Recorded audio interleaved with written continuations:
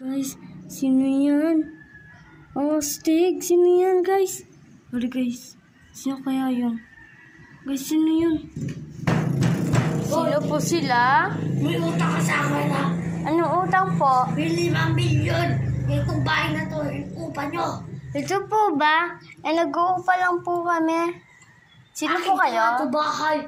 Kung hindi ka magbabayad, papakulong kita. Sorry po. Ano po kasi?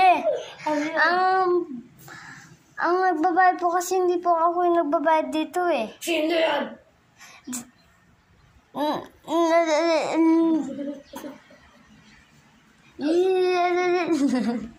Ay, sorry po. Natatawa po kayo.